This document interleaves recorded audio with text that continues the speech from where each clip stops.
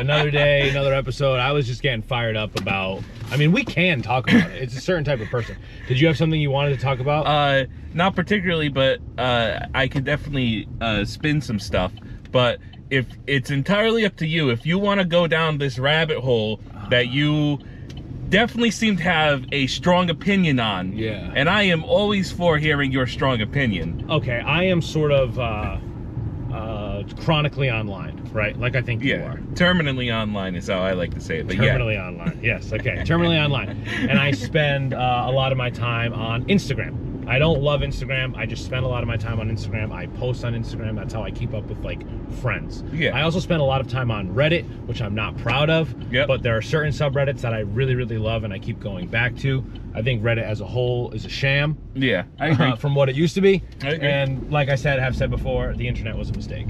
But being chronically online means I spend time on Instagram. And, you know, I think some people might say that John's trying to be an influencer. That's fine. Say whatever the fuck you want. I don't really care what you think. Yeah. I will say I agree with you, but what I like to think is I'm the people's influencer. Okay? I don't want to be bought by brands. I don't want some brand to just fucking pay me money, you know what I mean? Because I want to stand behind what I believe in and what I influence people on, you know? Yeah. So especially as someone that rides their bike a lot, I think there are people in that space that look up to my opinion. Okay. Least, you know? And in that space, I find myself crossing paths with other like-minded influencers, specifically in the cycling world. But what happens with cycling is it's such like a broad thing. Yeah. And there are a lot of douchebags. Well, yeah. And because it's so broad, you literally get like everyone from people like me who are, you know, let's say progressive, mind-changing, bleaches his beard weirdos. Yeah. And more buttoned up, you know, conservative type of people. Not talking about political leanings, just like, you know, the way that they think, right? Yeah, yeah. And there's this type of person that is like an entrepreneur influencer. You know what I mean? They're like always like starting a business. Yeah, and it's always about like making an LLC. Yeah, it's like a money-making scheme for them. Yes, it seems very schemy. Yeah. And as you got in the car, I was watching this video that like had me absolutely fired up. And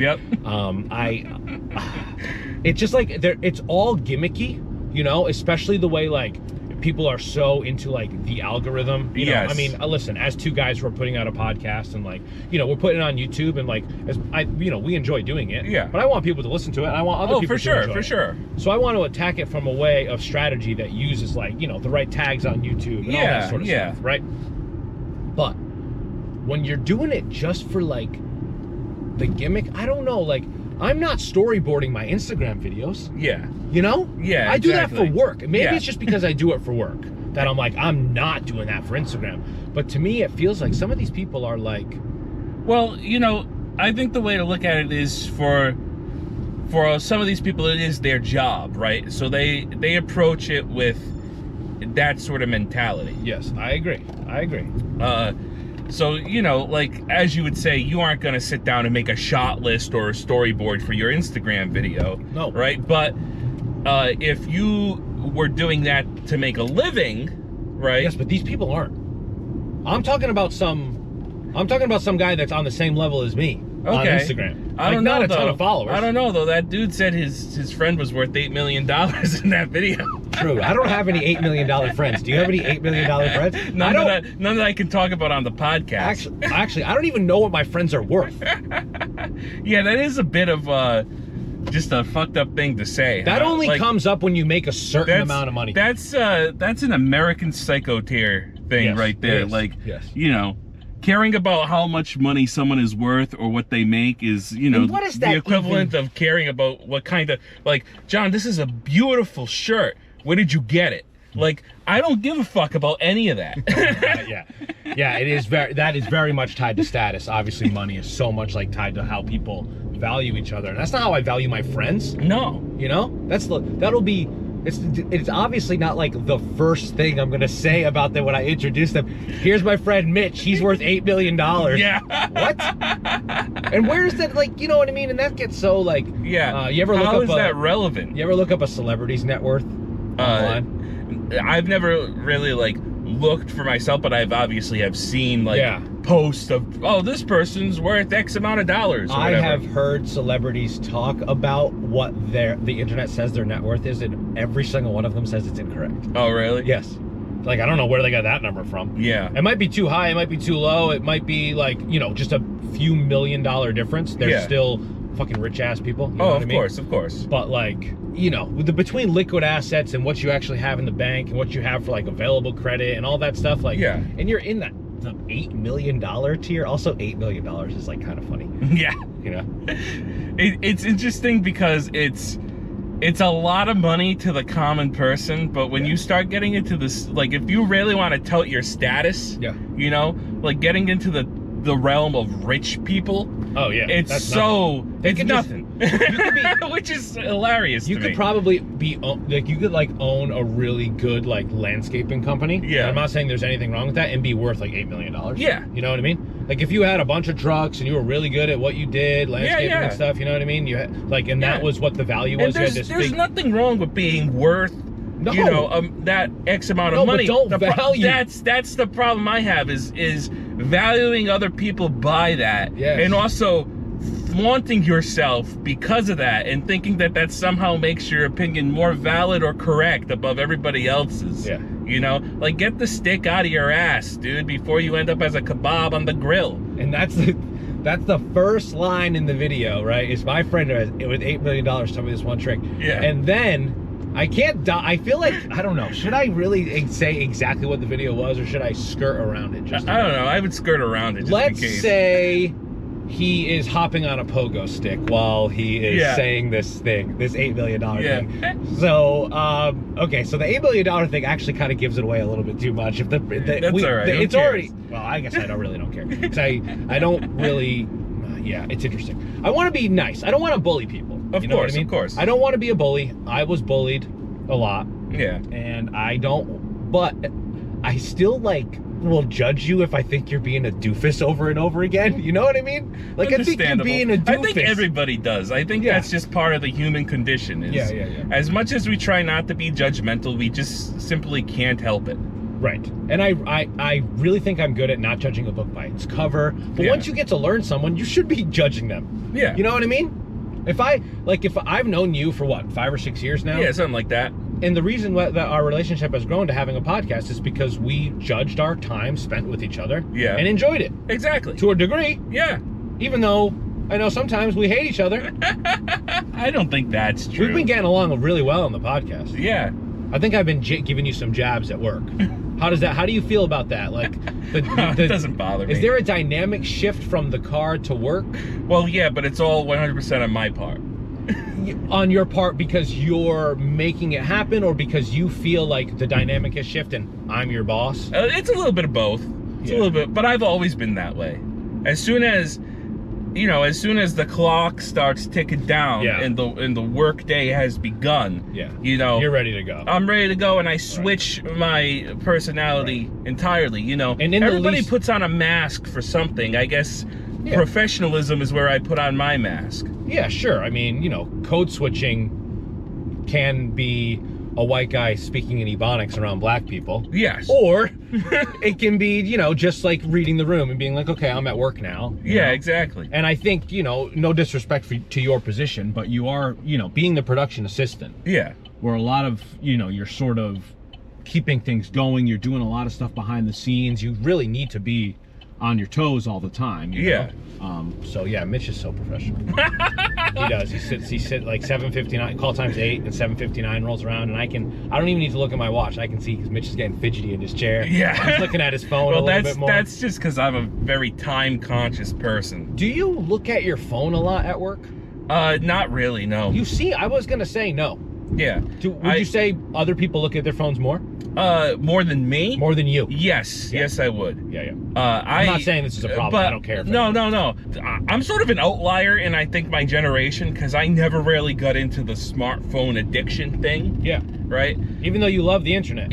Well, see, I owe that, I think, because I was always on a computer in my free time, right? So, like, you know, my access to the internet was on my desktop. Yeah, but I transitioned from desktop to laptop to smartphone. I never really got into that for some reason. Like, I never felt the need. But also, I didn't really have a true smartphone until after I got into college.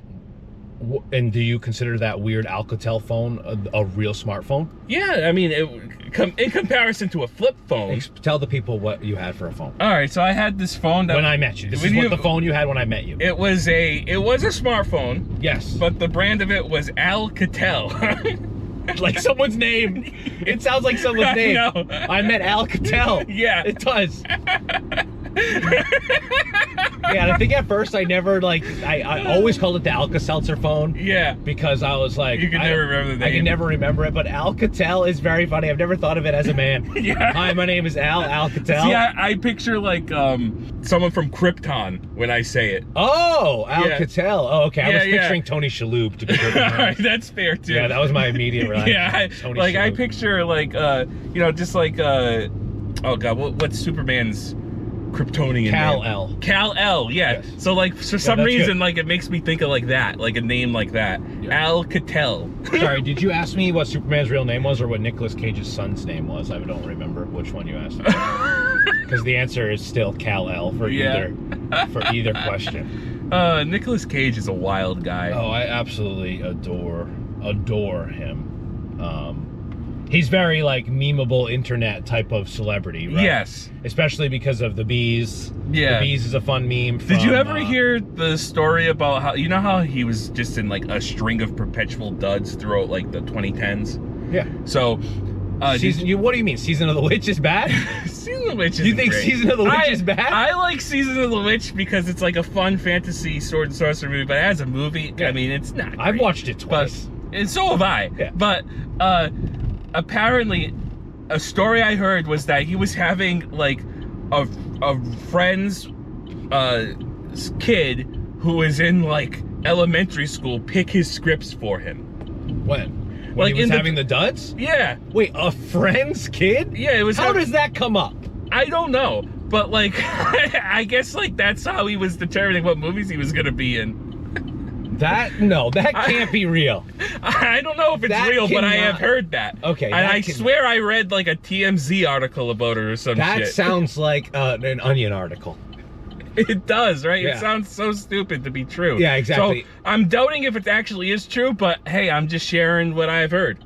I will say he seems like the type of guy that never says no. That was sort of how I always thought of him. Yeah. He always makes interesting choices. He's very exciting to watch. Yeah. Longlegs. Well, he has this presence about him. Yes. Which I think is important for any type of leading actor or actress or whatever to have, right? Yeah. That charisma. Yeah. He has such a charisma, but it's very strange. It's not Brad Pitt charisma. No, it's not. But it's like I said, it's like a presence. Like, he did that movie that was like Wally's Wonder World or whatever. Yeah. Right? He doesn't say a single line through that entire movie, but you can just feel him in that movie. He's made some really cool choices lately, like The Color in Space or whatever. Yeah, he was great in that. It's like really fun. He was great in Pig. Oh my god, he's great in Pig. Yes, Pig is so fucking good. He has made way more better decisions, and I think directors have realized that like what they can do with that passion, rather than him just like trying to make a regular old movie. And yeah, I think like all of those choices are very fun, and I love, honestly, I love National Treasure. Oh, National Treasures. I watched both of them all the time. When I was in DC, I was like, we're gonna get the. Oh, of course you have to watch it in DC. Yeah. Well, I watch it every day actually. Yeah, but you know, Nicolas Cage is the good kind of influencer. Do you know he has, I don't know why I said that. I was trying to say that to like put a button on the episode, but it was really bad. That's all right. Do you know that he collects a lot of like really weird shit? Like he has old fossils and maybe like a huge dinosaur egg and all that sort of stuff. And he's actually gotten in trouble. Oh, has he really? Yeah, because he's like bought things. There are certain things that if you dig up, like let's say like Native American Indian artifacts, dinosaur bones, you need to like give to science. Oh, really? Yeah. And someone like dug one of these things up, and he like bought it from the person instead of it being donated to science. Oh, you know? Interesting. Yeah, I didn't know you were legally required to do that. There's something about like they at least like need to be able to like study it. Okay. And maybe they'll return it to you. Oh, okay. And or like name something after you, like especially if you're an archaeologist, like that's a big thing. Like you want to be able to like add to the scientific encyclopedia of knowledge. Sure. But there is some sort of, I mean, especially I know for a fact with artifacts, like if I were to dig up, let's say, this is a really stereotypical thing, but it's the first thing that came to my mind, an arrowhead in my backyard. I'm pretty sure you're supposed to be like, hey, I found this. Yeah. I'm pretty sure. I think it's just like, it's just like a respect thing, you know? Okay, like this is not mine. I'm sure your people would like want this. Yeah, yeah. You know, I've seen cases of like broken pottery being found places, and they're like, well, this was like, you know, donated to. Yeah. I'm pretty sure. All right, that's interesting. I never would have thought there were rules or regulations about that. All right, well, it looks like we're the last ones here. Well, we arrive in style. That's good. Well, we're going to the movies tonight. I know. Holy shit.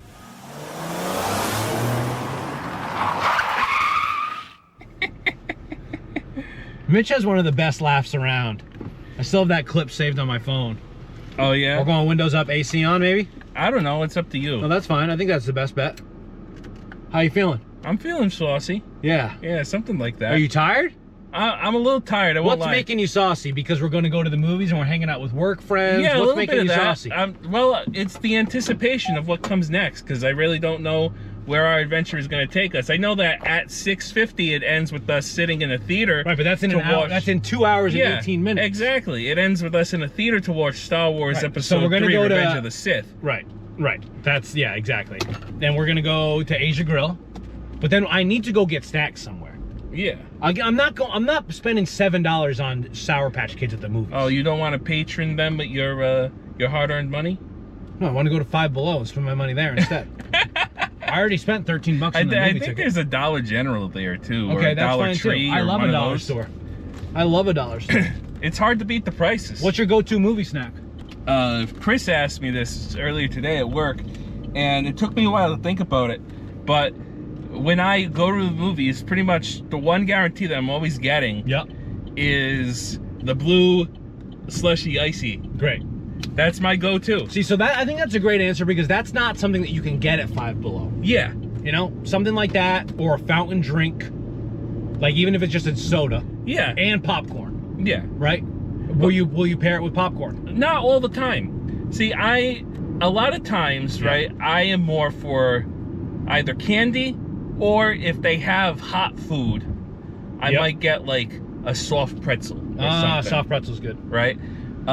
Last time I was at CinemaWorld, we're going to CinemaWorld in Lincoln Mall, which we talked about on the podcast. Last time I was there... Oh, we talked about Lincoln Mall. Right. Yeah, and we talked about how it had half a point, because I gave it 1 point for a movie theater, and then I deducted half a point for something else. Right. But last time I was there, they had Dell's frozen lemonade. You think I can get a Dell's tonight? Dude, I'm just saying, if we could get a Dell's tonight... Oh, I'm getting a Dell's. If they have one, it'll be amazing. Wow. But if they don't... First Dell's of the season. Yeah, if they don't... I had my first Dell's of the season already at the zoo. At the zoo. On that day where it was like 40 degrees. Yeah. Pouring rain. Great frozen lemonade. Yeah. Climate. Yeah. It's the perfect climate for it. I didn't have to worry about it melting. It was actually sort of surreal to be drinking the frozen lemonade, and it wasn't really like melting. Yeah, right. I was like, it really separates and then turns into ice and lemon juice. Yeah. Yeah. Lemon, sweet lemon. Yeah. So that was definitely an interesting experience, but Yeah, so if they have a Dell's lemonade, I'm definitely gonna get one of those. All right. And I don't remember if they have soft pretzels there. I don't remember either. The last movie I saw was here. I saw Wicked here. Okay. But I think I just got popcorn and a soda. Yeah, like, see, I'm so over movie theater popcorn. Okay. Like, at home, I'll make, like, microwave popcorn. In the bag. In the bag. Yep. But, like, I'm just so over popcorn at a movie theater, because, let's be honest, they upcharge the shit out of it. That's true. It's very cheap. It's cheap to make. Yeah. But it's expensive to buy. Exactly. And a lot of times, it's been sitting in that thing for who knows how long. Yep. Right? It was popped, like, 2 days ago, maybe. Yeah, I know people who have worked in movie theaters, and they say that they just, like, put it in bags and store it.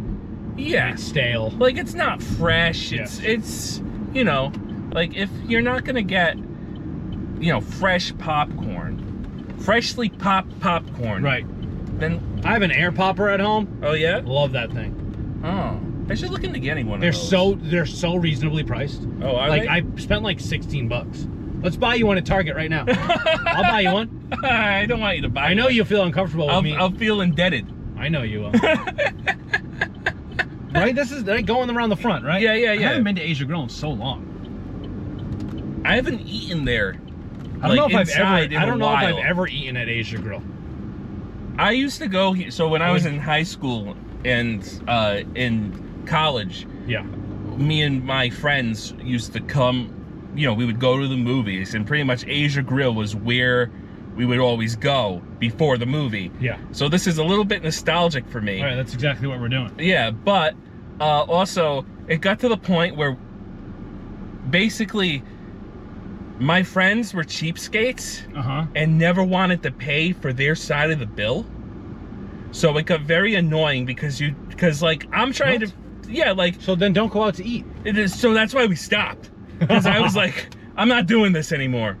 Like, I'm over here as the group's accountant now, trying to figure out who owes what, and then this motherfucker, you know, owes 30 on the bill. He's only got 23.96. It's like, motherfucker. Yeah, like, I'm not friends with really any of them anymore, so I can say that. Not because of that, but where is it, Mitch? It's keep going down this way. On the right, right? Yeah, it's on the right. It's not part of the main bowl. It's past Target. It's past Target. Yeah, it's like in its own little section.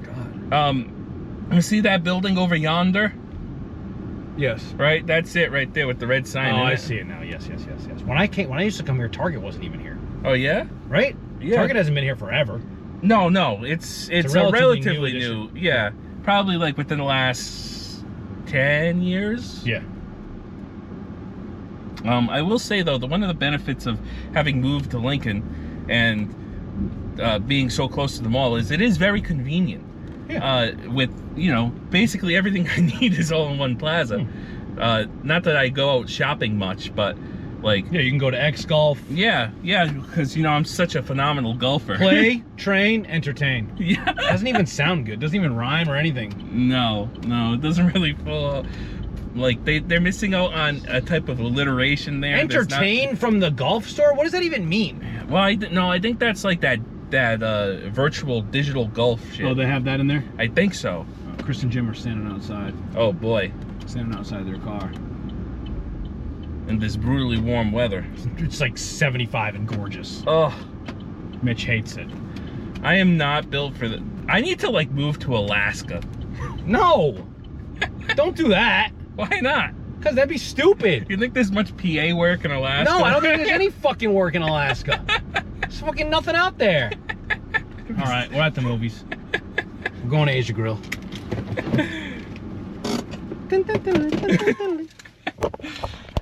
Oh yeah. All right, we're rolling. We're literally driving across the parking lot. I just had the Hunan duck at Asia Grille. Yeah, how was it? Divine. I it. enjoyed it. A little too much gravy.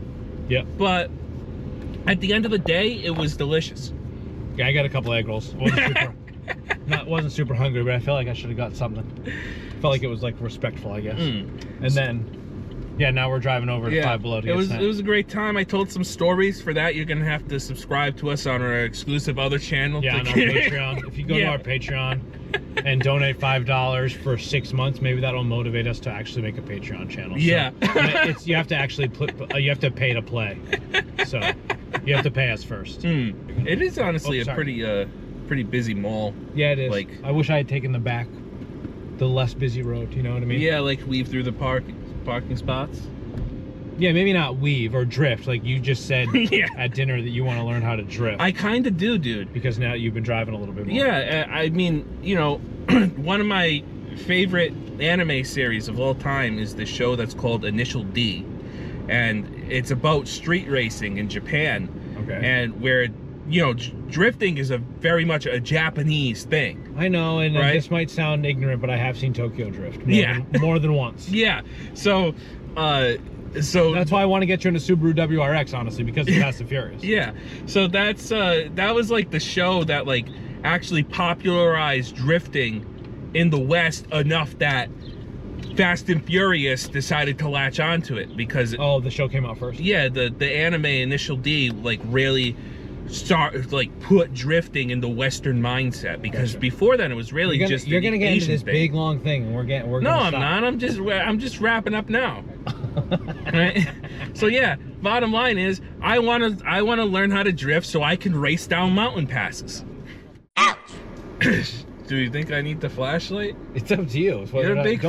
You're a big fan of callbacks. Consider it a callback to the last episode. I know, but don't blind me. I'm trying to drive. Yeah, it is a little bright. Your Svengoolie gag. We just saw Star Wars in theaters. Yeah, we saw Star Wars Episode 3, Revenge of the Sith. It might be the best one. It might be the best one. It's probably the 5th time you've said that. I'm slowly formulating that opinion. Yep. But I'm not. I've been saying this for years. I'm not researched enough on this subject to make a definitive claim. What extra research do you need to do? Well, I think I need to rewatch Episode 4 and Episode 5 again because those are the ones that I would say are the other contenders for the best one. Okay, I would agree. Right, but see, I always liked Episode 4, but I always thought Episode 5 was better. But as I've gotten older, I've always wondered if people say it's better because it's like, for lack of a better term, it's sort of the contrarian take in the sense that like it's not a story where the good guys win. Yeah, it's like sad at the end. It's sad at the end. It's sullen. Yeah, it ends on a bad note, right? There's the big plot twist, right? Which in a way, Revenge of the Sith is pretty much that too. Yeah, true. Right? True. So yeah, but no, because we also know. Well, we also know, yes, but we also know because of Return of the Jedi. Right. So, like, if you're looking at them just isolated and as their own contained movie as part of the story arc, right? Like, they both are similar. I feel structurally they're meant to be the antithesis to the first movie in their trilogy. Sure, it is Revenge of the Sith, just like the Empire striking back. You know what I mean? It is they're getting the upper hand. The bad guys are getting the upper hand. Exactly. Yeah. So, you know, I think I have to rewatch them all again. Okay. And then, I don't know, I feel like, there's just a couple of things I want to say about some scenes in Revenge of the Sith since we just watched it that I really appreciated on a rewatch that I don't think I would have ever really picked up on. First of all, the Anakin versus Obi-Wan lightsaber fight at the end is so good. Yeah, it's great. It's maybe the best or second best fight. It is. The thing about other lightsaber fights a lot of the times, to me, they don't feel like a fight. Like, it feels what, just choreographed, like dancing? It feels sort of, yeah. Yep. Like that was a brutal fight. Yeah, like, it's a fight.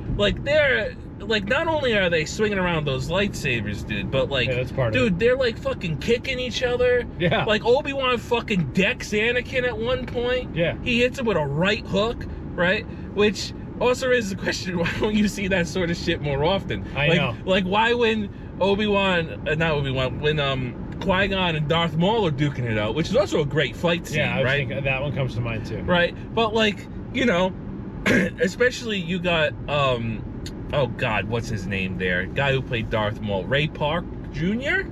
Is that his name? I think it's just Ray Park. Ray Park, right? Yeah. Who is a very proficient martial artist. With Ray Parker Jr., the guy who wrote Ghostbusters. Yeah, it's just Ray Park. You'll have to forgive me. I'm very tired. I've been up for a long time. Of course. I've been up since 3:30 last night. Yeah. That's a different story. But yeah. So like if 3:30 a.m. today. Yeah, a.m. Yeah. Right. So, but what I'm getting at is like, you would have thought they would incorporate more martial arts into the choreography, like in the Darth Maul fight, but they don't. But like, also I feel like having it just be so much more brutal, the Anakin versus Obi-Wan fight, right? Yes. Because of the hand-to-hand type of stuff. Because of the hand-to-hand type of stuff also makes it, for lack of a better term, more intimate. Okay. It's a very intimate fight between. I'm not painting it in a homoerotic sense, but more in like a brotherly sense, right? Yeah. Why does it even need to be homoerotic? Well, because some people it's not might sexual. No, it's not meant to be, Yeah, and I want to avoid because there are people who will read between the lines. Yeah. Well, you know what I call those people?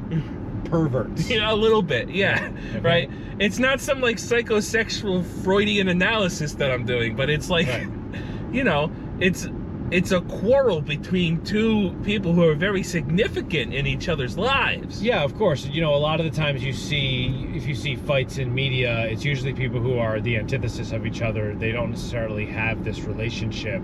Yeah. And that's one of the things that Anakin struggles with, is like whether or not he's going to go against.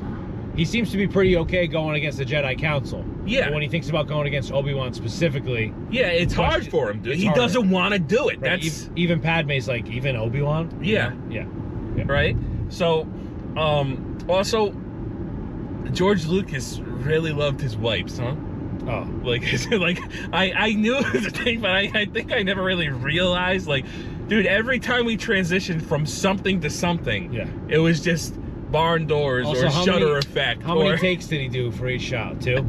I think so. For every single shot he did 2, because you know whose scenes are all good are Natalie Portman's, because she's a good actor. Yeah. Sam Jackson's are good because he's a good actor. Yeah. Hayden Christensen's are like, we probably should have gotten another, but we got to move on. Yeah. You know, just like doesn't do a lot of takes for actors. Yeah. Well, the thing is though is some of his scenes are so good. Anakin's. Yeah. Yes. Some of them are Some days he's dialed. Good. Yeah, and then some days he's just not with it. He's like, he's not phoning it in, but I think he didn't get the right sort of direction. Yeah, some days it's harder for him to get into it. You know, maybe you need a little bit more inspiration to like get into the role on some days. Yeah, exactly. Other days it's easy.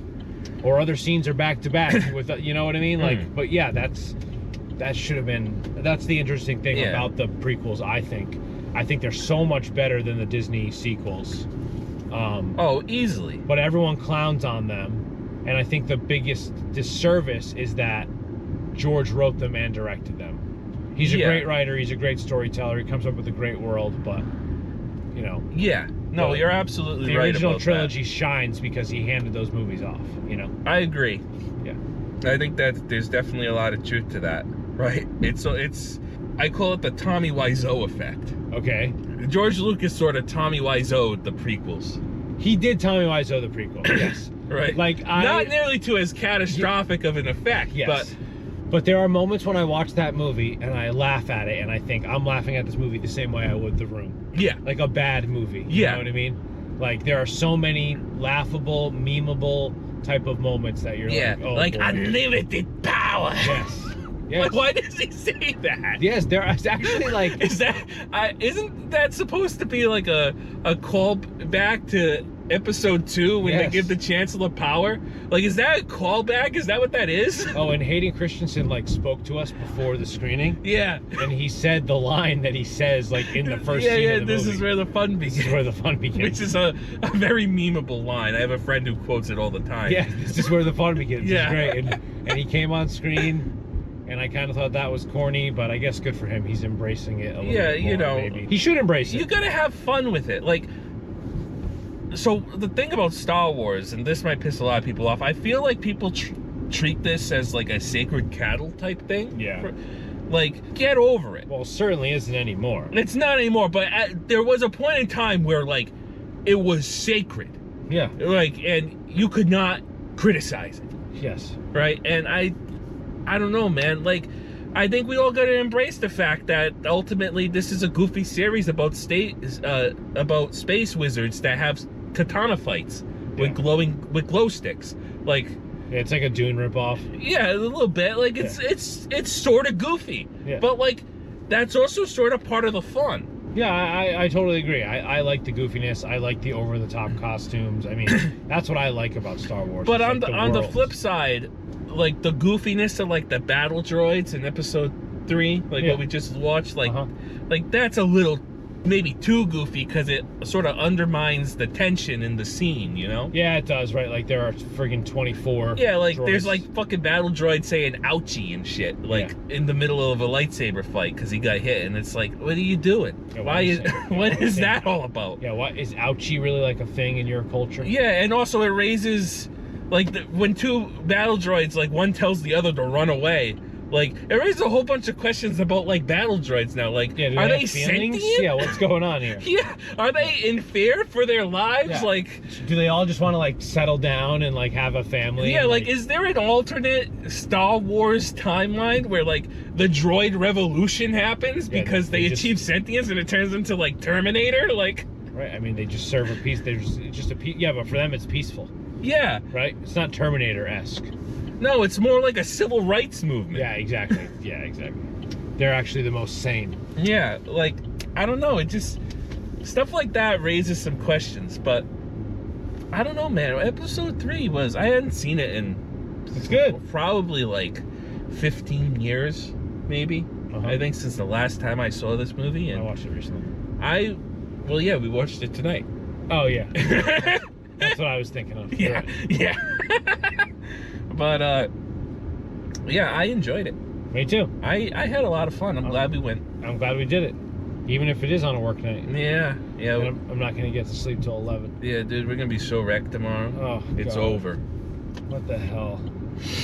The commercial's going to be bad. That's okay. This can't come out. This episode can't come out till after the commercial comes out. Yeah. No one can ever know. No one can know. We worked on mayonnaise today. Yeah. Yeah, we sold jars of mayonnaise. Yes, we sold jars of mayonnaise. Yeah, it was great. It was a little gross. I'm not really a big mayonnaise fan. Yeah. We'll save that for tomorrow. It's late. Yeah, luckily tomorrow the jars are empty. Yeah. All right. Good night. Good night, buddy. Yeah, we're going to do our customary handshake. Right, I forgot.